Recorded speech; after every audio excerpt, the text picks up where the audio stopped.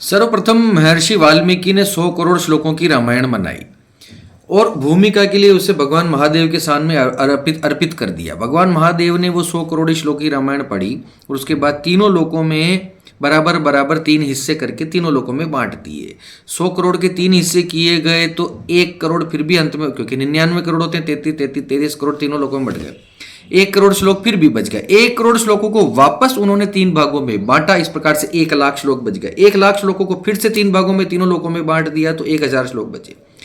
1000 को करते करते इस प्रकार से अंत में 100 बचे और 100 श्लोक की रामायण को जब उन्होंने तीनों भागों में बांटा तो अंत में 1 श्लोक बच गया। 1 श्लोक अनुष्टुप छंदी श्लोक होता है रामायण के अंदर।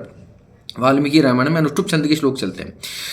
अनुष्टुप छंद के एक श्लोक के अंदर 32 अक्षर होते हैं। एक 32 अक्षर का श्लोक उनके पास बच गया, उसके भी उन्होंने 3 बराबर भाग कर दिए, 10 10 10।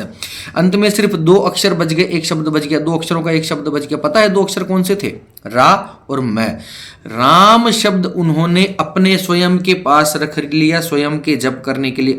मतलब इस तत्व को समझने का प्रयास कीजिए कि भगवान शिव जिन्होंने 100 करोड़ अक्षरों के अंदर, 100 करोड़ श्लोकों के अंदर से 2 अक्षर अगर उन्होंने छांटे तो रा और मैं, जो स्वयं के जप के लिए।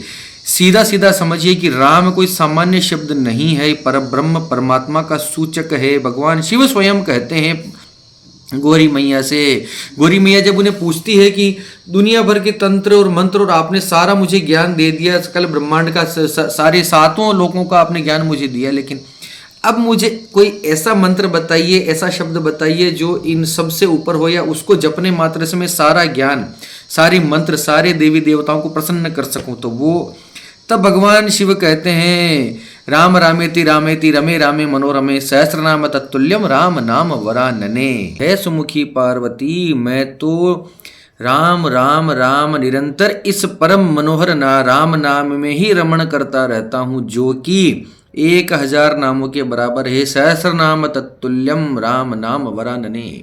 तो एक बात अच्छे से समझ लें कि राम सिर्फ नाम नहीं है, राम स्वयं परम पिता परमात्मा परब्रह्म ईश्वरवाची शब्द है, जिसकी पूर्ण व्याख्या जो है मैंने यूट्यूब पे अपने चैनल के ऊपर कर रखी है। अमोघ शक्ति चैनल पर जाइए, राम नाम की व्याख्या या उसकी प्लेलिस्ट देखिए, उसके अंदर आपको बड़ी आसानी से मिल जाएगा। नहीं तो मैं बायो में लिंक डाल दूंगा, डिस्क्रिप्शन में इसका लिंक डाल दूंगा, अवश्य देखिए।